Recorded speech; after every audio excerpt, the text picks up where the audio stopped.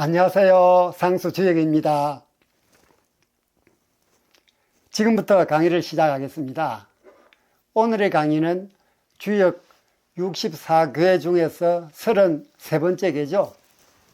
천산둥궤, 둥궤의 두 번째 시간입니다. 우리가 지난 시간은 뭘 배웠죠? 지난 시간에는 둥궤의 궤상과 궤명,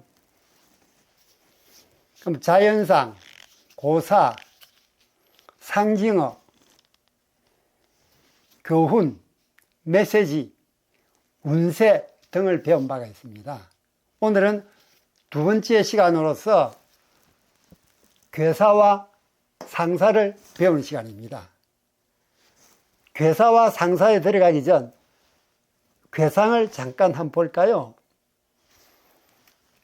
둥궤의 궤상은 양, 양입니다.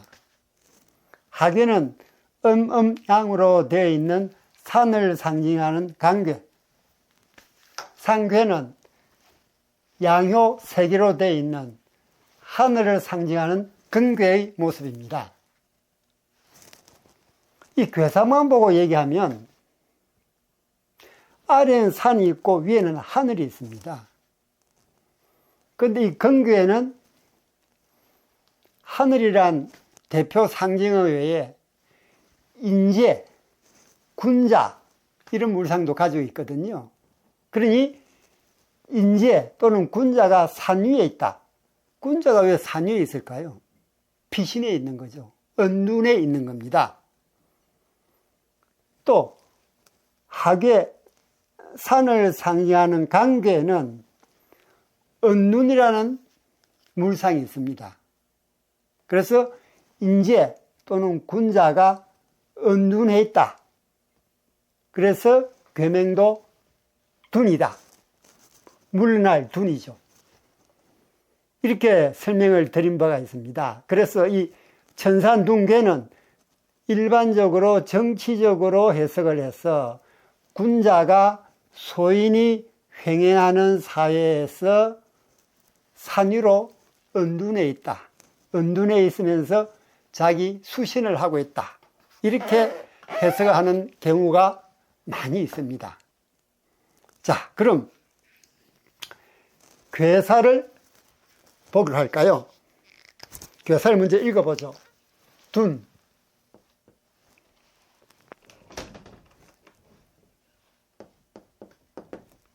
형, 소, 리정,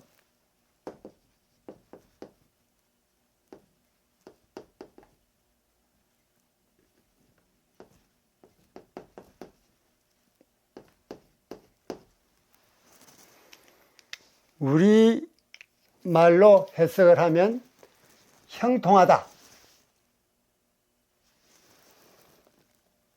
고듬을 지키면 조금 이롭다 라고 일반적으로 이렇게 해석을 합니다.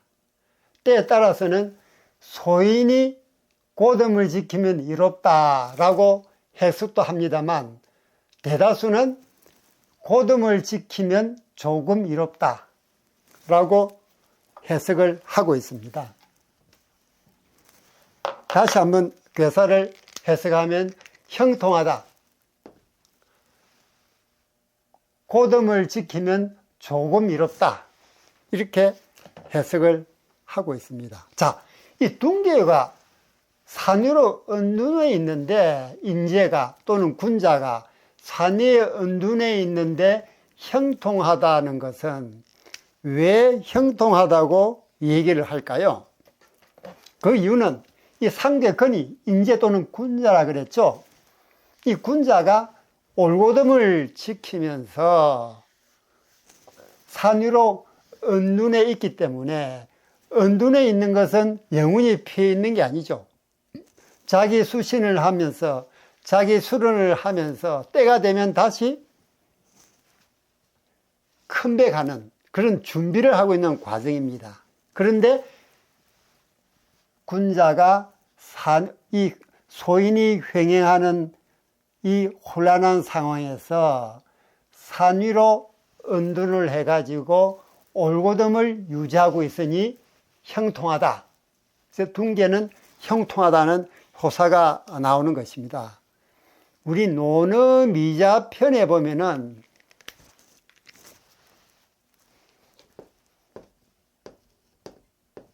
논어미자 편에 보면 이런 말이 나오죠.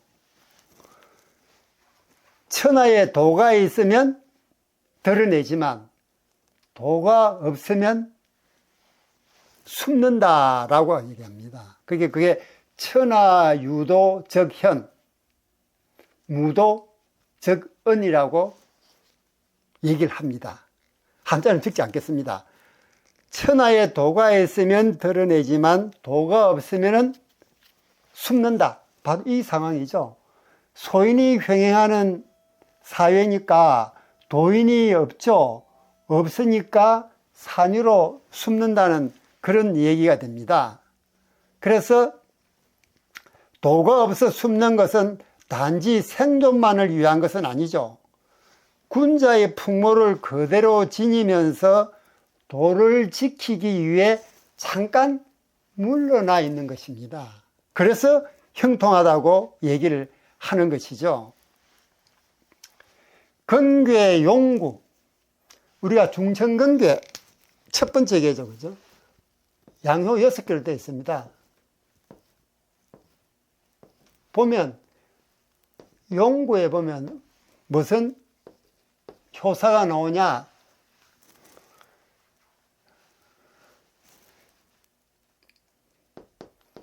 견,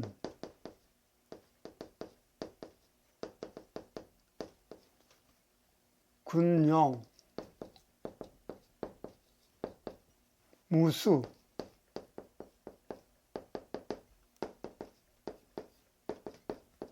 길. 이런 효사가 용구에 나옵니다. 용구에 보면 견, 군, 용, 무수, 길. 문용이 나타나지만 머리가 없으니, 즉 우두머리가 없으니 길하다라는 효사가 나오고 있습니다. 용구 효사에 나오고 있죠. 이 얘기는 용이 무수히 많이 있지만 우두머리가 없으니 길하다는 얘기는 이 군자가 지금은 산 위에 은둔해 있지만 군자가 나라를 다스릴 수도 있고 백성을 다스릴 수도 있고 또 어떤 지역사회를 다스리는 것도 군자고 또 올곧음을 지키면서 산 위에 은둔해 있는 것도 군자입니다. 어쨌든 군자입니다. 마찬가지 논리로 해가 지는 해이든 또는 중천에 떠있는 해이든 해는 해입니다. 그래서 건괴 용구에도 문용이 드러나지만 우두머리가 없으니 길하다라는 효사가 나오는 것도 바로 여러 용이 있다 하더라도 우두머리 용이 별도로 따로 있는 게 아니니 길하다라고 얘기했듯이 여기서도 산 위에 은둔한 군자이긴 하지만 비록 지금은 그 사회를 다스리는 또는 일반 백성을 다스리는 그런 군자가 아니긴 하지만 산 위에서 그때를 대비하면서 수련에 들어가 있는 군자도 군자다. 그래서 형통하다라고 교회사에서 얘기를 하는 것입니다. 자, 그렇다면 세속을 떠난 군자가 무엇을 할까요? 이 군자가 산 위에 은둔을 했습니다. 무엇을 할까요? 이 하괴간에는 멈춘다는 물상이 있습니다. 즉 군자는 산 위에서 멈춤을 배우고 있습니다. 무슨 뜻일까요? 모든 수신의 시작은 멈춤입니다. 멈추어서 자기 자신을 돌아보는 데에서 수신이 시작되는 것이죠. 그래서 군자가 관계가 의미하는 멈춤이라는 물상을 받아서 군자가 산 위에서 멈추면서 자기 수신을 하는 겁니다. 즉 수련을 통해서 자기를 더 이렇게 몸과 마음을 기르는 것이죠. 이 논어자장편에 보면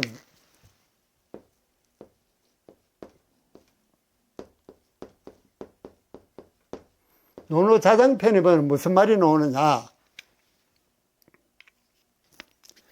벼슬을 하다가도 여유가 생기면 배우고, 배우다가도 여유가 생기면 벼슬을 한다 하는 뜻이 논어자장편이 나옵니다.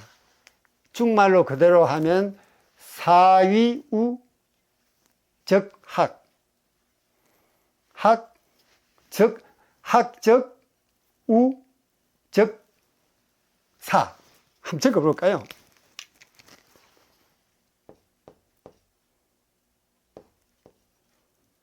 사이.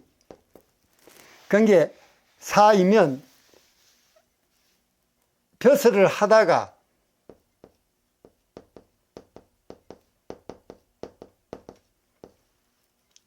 시간이 나면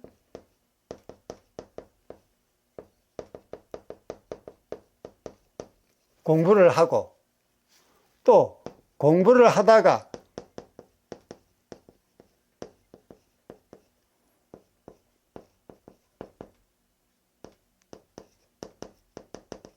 시간이 나면 벼슬을 한다. 사, 이, 우, 즉 학. 학, 이, 즉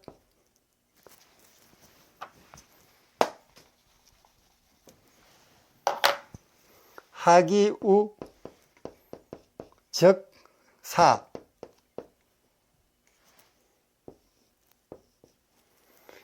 벼슬을 하다가 여유가 생기면 배우고, 배우다가 여유가 생기면 벼슬을 한다. 모든 삶이 배움을 중심으로 이루어지고 있습니다. 이것이 바로 군자의 삶이죠. 군자는 이런 자세로 살아간다는 것입니다. 자, 지금까지 이 형에 대해서, 왜 둥괴가 형통한지에 대해서 설명을 드렸습니다.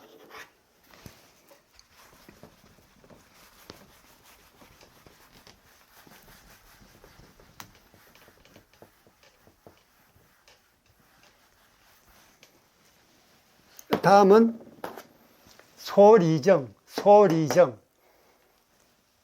고등을 지키면 조금 이롭다라는 부분을 괴사를 한번 볼까요?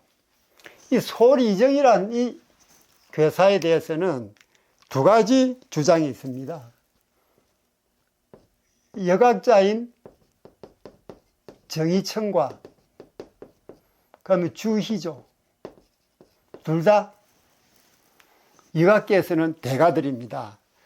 정의천과 주희는 소리정을, 정의천은 소리를, 소자를 조금이라는 뜻으로 해석을 하는 반면, 주희는 이 소자를 음효로 봅니다. 음효. 즉 소인으로 보는 거죠. 그래서 정의천대로 해석하면은 고등을 지키면 조금 이롭다 라고 해석이 되고, 주위의 얘기대로 하면은 음효이니까, 음효는 소인을 가리키죠. 소인이 고등을 지키면 이롭다. 이렇게 두 가지로 해석하고 있습니다. 근데 우리 교과서에는, 우리 교재에는 정의천의 뜻을 따라서 고등을 지키면 조금 이롭다라고 해석을 하고 있죠. 왜 그런지 설명을 드리겠습니다. 자, 정의천은 이 전체 괴가 천산둔, 둔이라는 게 은둔을 주제로 하고 있기 때문에 고듬을 지키는 것도 너무 과해서는 안 된다는 얘기죠. 고듬도 적당하게 고다야 된다. 그게 과도하게 내세우는 것보다는 은둔을 주제로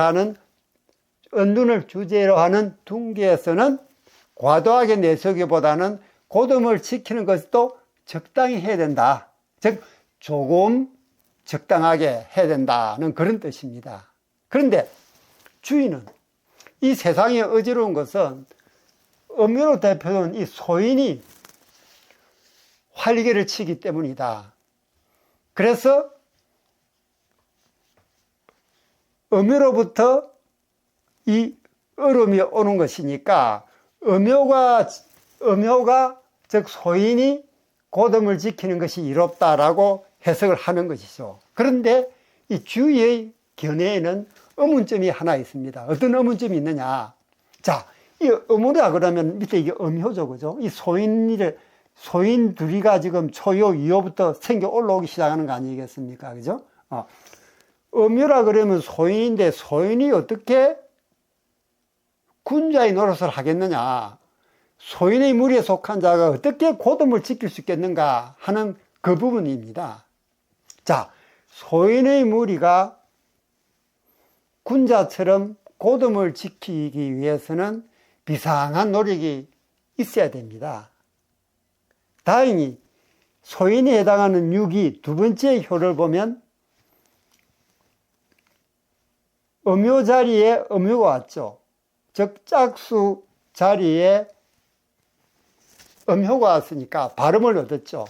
그리고 중간에 있으니까 중도를 얻었습니다. 발음을 얻고 중도를 얻고 또 위로는 구오와 정응하죠. 음효, 양효로 정응합니다. 그래서 발음도 얻고 중도도 얻고 구오와 정응하기 때문에 주위에 소인이 몰려 있지만 거기에 휘둘리지 않고 자기 자신을 채찍질해서 군자가 가는 길을 따라가려고 하는 비상한 노력이 있어야만이 가능하다는 것입니다. 여기 다음 시간에 우리 배울 유기효사에 보면, 그래서 유기효사가 무슨 효사가 나오냐 그러면 황소가죽으로 내 자신을 묶어서 내 마음이 흔들리지 않도록 한다라는 효사가 다음 시간에 배울 유기효사에 나옵니다. 그래서 이 소인의 무리에 속한 유기가 군자의 길로 가려고 노력하는 것은 발음을 얻고 중도를 얻고 위로 구오와 즉 대인을 상징하는 구오와 정하기 때문에 그렇게 노력을 한다는 것인데 바로 이 부분을 가지고 주인은 소자를 음효 또는 소인으로 해석을 하고 있는 것입니다. 자, 이런 경우는 있죠. 둥개는 음개입니다. 왜 음개죠? 왜 양개가 아니고 음개입니까? 양효가 하나, 둘, 셋, 네 개 있고 음효가 두 개 있으면 양효가 네 개니까 양개로 볼 수 있죠. 그러나 그렇지 않죠. 주역에서는 적은 것이 귀한 겁니다. 그래서 음효가 두 개 있으니까 네 개 있는 양효보다 귀하죠. 그래서 이건 음개입니다. 음개. 음개고 비록 유기가 소인의 무리와 있지만 항시 신하로서의 본분을 잊지 않고 있습니다. 항상 이 군자에 해당하는 구오를 따라가려는 그런 자세를 가지고 있는 것이죠. 그래서 바로 이 주의 관점은 이 유기가 발음을 얻고 중도를 얻고 위로 구오와 정응하기 때문에 군자의 길을 갈 수 있다. 그래서 소인이 고듬을 지키면 이롭다라고 얘기하는 것입니다. 실제로 소인이 득세하는 그 세상에서도 소인처럼 보이지만 나라를 위해서 걱정하는 신하가 있긴 있죠. 귀하지 하긴 하지만 있긴 있습니다. 예를 들면 우리가 좋아했던 어릴 때 많이 읽었던 삼국지연이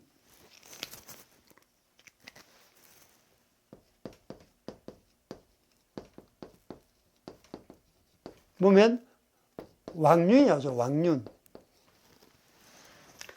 왕륜이라는 사람 신하가 나옵니다.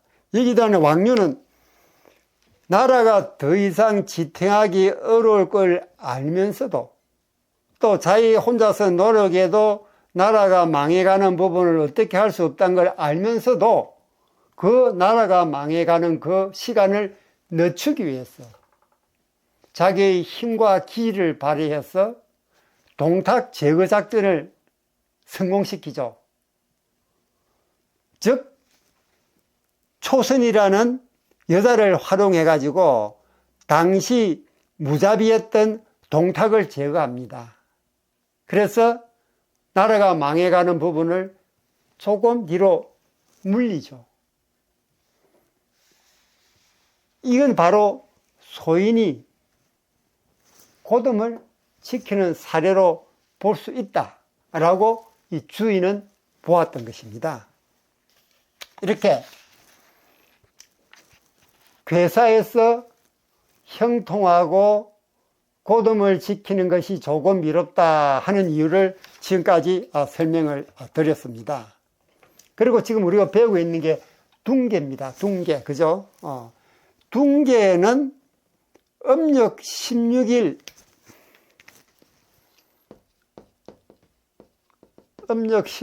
밤의 달의 모양입니다. 음력 16일 밤, 음력 16일 달의 모양입니다. 이 내용을 몰랐던 선유들은, 즉 앞선 유학자들은 이 둥계를 해석하면서 형소리정이란 이 괴사를 해석하는데 무척 애를 먹었습니다. 왜? 이런 내용을 몰랐었기 때문이죠. 그 이유는 바로 말씀드렸던 이 둥계가 음력 16일에 해당하는 달의 모습을 상징했다는 것을 몰랐기 때문입니다. 자, 이 둥계가 천산둔이죠. 양양양양입니다. 양이 4개죠. 자, 이 반대기는 뭘까요? 반대기는 두 가지 개념이 있겠죠. 하나는 종계, 하나는 착계를 했습니다. 이 종계는 괴상을 상하로 뒤집었을 때 뒤집어지는 괴, 착계는 괴상을 상하로 뒤집어도 뒤집어지지 않는 괴, 즉 변하지 않는 괴라 그랬습니다. 자, 그럼 종계와 착계가 있는데 이 둥계의 반대계 양양으로 되어 있는 이 둥계의 반대계 착계를 볼까요? 착계는 음효가 양효로, 양효가 음효로 바뀝니다.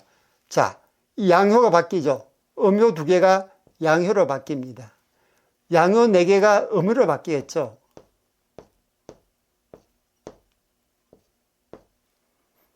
자, 이거는 천산둔입니다. 천산둔이죠. 이거는 위에는 땅을 상징하는 공계, 아래는 호수, 연못을 상징하는 태계입니다. 지택림이죠. 이거는 천산둔입니다. 자, 이렇게 둥계와 림계는 서로 반대되는 겁니다. 즉 착계의 관계입니다. 왜? 음효가 양효로, 양효는 음효로 바뀌지 않습니까? 이 상태에서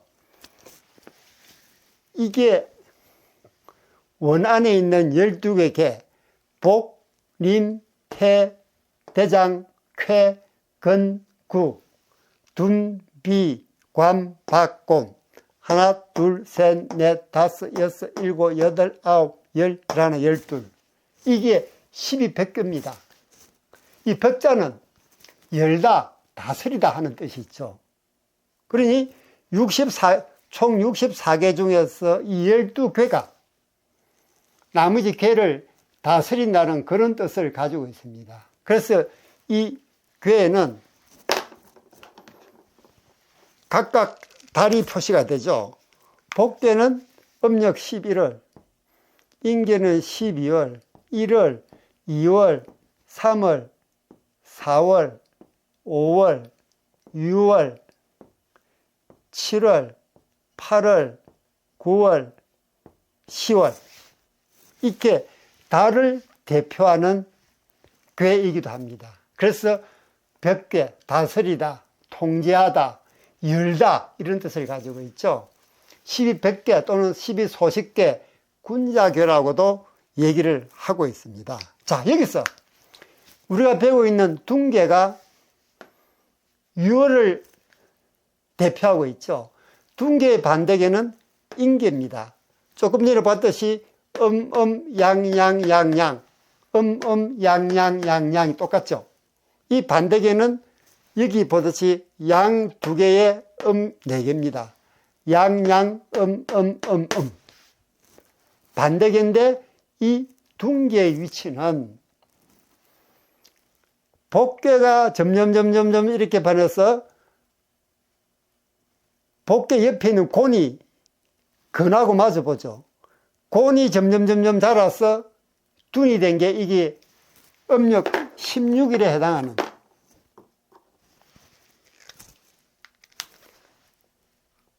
음력 16일에 해당하는 괴입니다. 보름달이죠. 보름 바로 다음 날이니까요. 거꾸로 임계는 이 건괴가 시계 반대 방향으로 와가지고 있는 음력 16일 밤의 모양입니다. 차이점은 둘 다 음력 16일 밤의 모양인데 이 임계는 양효가 밑에 두 개 있고 둔괴는 음효가 밑에 두 개 있습니다. 그래서 둔괴는 이 공계가 점점 변해가지고 둔괴가 된 것이고 공계가 시계 반대 방향으로 16번째 되는 게 둔괴고 또 건괴가 시계 반대 방향으로 16번째 되는 게 임계입니다. 그러니까 둔괴의 반대계는 임계가 되는데 실제로 봤더니 착계의 관계죠. 서로 반대되는 괴입니다. 근데 임계는 양효가 밑에 두 개 있는 걸로 봐서는 근으로부터 발달 또는 변화해 왔고 이 둔괴는 음효가 밑에 두 개 있는 거 봐서는 이 공계에서 변화해 왔음을 우리가 유추할 수가 있습니다. 자, 임계의 계상. 임계의 계상. 임계의 계상은 음력 16일 밤 보름달이 환하게 비쳐서 땅을 환하게 비춰줍니다. 근데 이 임은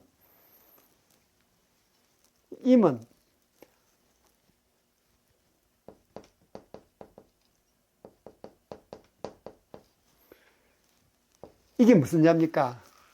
임은 감자입니다. 감자. 이 감자하고 통하죠. 이 감은 거울입니다. 거울. 거울은 동그랗죠. 그래서 이 임은 감과 통하고 감은 거울을 의미하는데 거울이 동그라니 이 보름달에 해당이 된다라고 얘기를 하고 있습니다. 반면 이 둔괴의 계상은 음력 16일 밤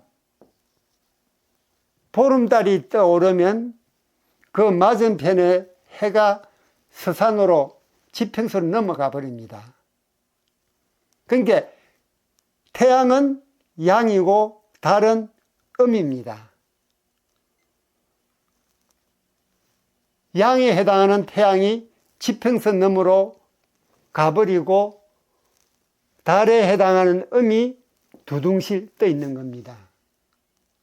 그래서 우리가 배울 상사에 보면 원소인이라는 얘기가 있죠. 소인을 멀리 한다는 겁니다. 소인은 음효죠. 음효가 소인에 해당됩니다. 그래서 이 태양이 소인인 음효를 피해서 지평선 속으로 들어가 버리는 겁니다. 그래서 은둔한다는 그런 얘기가 이 상사에 보면 원소인으로 나타나고 있습니다. 즉 소인을 멀리한다. 이게 둥계의 괴사에서 우리가 배울 수 있는 부분. 형은 왜 나왔고 소리정은 왜 나왔다 하는 부분을 지금까지 살펴보았습니다.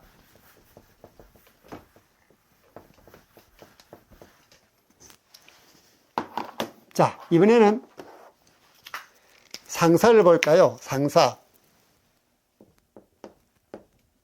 상활, 천하유산,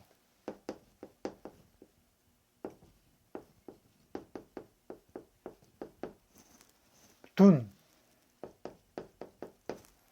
군자이 원소인,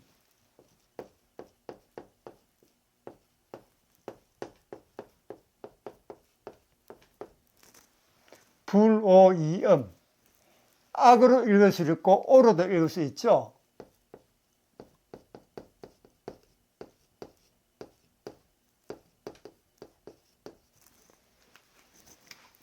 이걸 우리말로 해석을 해볼까요? 하늘 아래 산이 있는 것이, 하늘 아래 산이 있는 것이 둥계다. 군자는 이를 보고서 소인을 멀리하고 미워하지 않고 정오하지 않고 엄하게 한다 라고 해석을 할 수가 있습니다. 다시 한번 천하유산 둔 군자이 원소인 불오이염. 하늘 아래 산이 있는 것이 둥계다. 군자는 이를 보고서 소인을 멀리하고 미워하지 않고 엄하게 대한다. 이렇게 해석을 할 수가 있습니다. 자, 군자가 소인을 엄하게 대하면 소인은 저절로 물러납니다. 마치 하늘이 산을 대하는 것과 같죠. 무슨 뜻이냐면 산이 높이 솟아 있지만 하늘은 그 산 위를 떠나서 멀리 하늘 위에 올라가 버립니다. 즉 위에서 산을 내려다보는 것이죠. 그 멀리 지켜보는 겁니다. 쉽게 말하면 멀리 두고 보는 것이죠. 특히 상괴인 건괴와 하괴인 간괴는 두 개 다 양괴죠. 상괴 양요 세 개는 당연히 양요가 세 개 있으니까 양괴일 것이고, 하괴 간괴는 양입니다. 적은 것이 귀한 것이랬죠. 그 귀한 것이 그 괴의 성질을 정한댔습니다. 양효가 하나니까 이게 양괴입니다. 양괴는 서로 밀어내죠. 같이 접하지 않습니다. 서로 밀어내버리죠. 그래서 상괴와 하괴가 모두 양괴이니 서로 밀어냅니다. 그래서 산은 우뚝 솟아있지만 하늘은 더 높이 올라가 버립니다. 또 하늘은 산을 미워하지 않습니다. 멀리 두고 볼 뿐이죠. 왜? 소인은 자신을 미워하는 사람은 반드시 보복을 합니다. 그래서 군자는 소인을 미워하기보다는 이번 불호 미워하지 않는다 그랬죠. 미워하지 않고 엄하게만 대한다는 얘기입니다. 다시 말하면 소인하고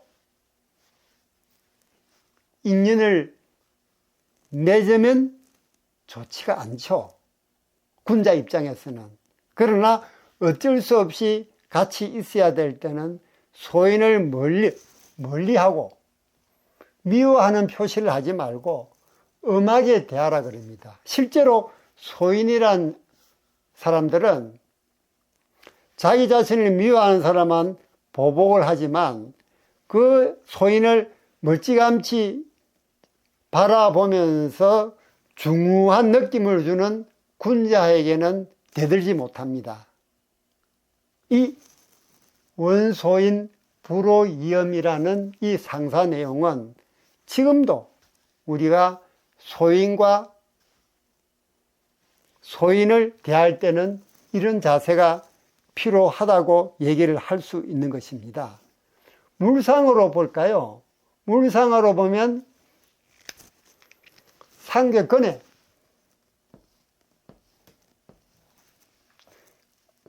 엄하다는 물상이 있습니다. 엄하다. 그 다음에 멀다는 물상이 있죠. 멀다. 멀다는 바로 이 원자입니다. 이 원자죠. 그 다음 음양으로 되어 있는 하괴간에서 초요 이호는 음입니다. 이 이 두 개는 공계의 축약으로 볼 수 있다 했죠. 두 개는 공계의 축약으로 볼 수 있다 했습니다. 이게 생략된 축약이죠. 이럴 경우에는 이게 소인이란 물상이 있습니다. 또 음하다는 얘기는 여기 음자가 있죠.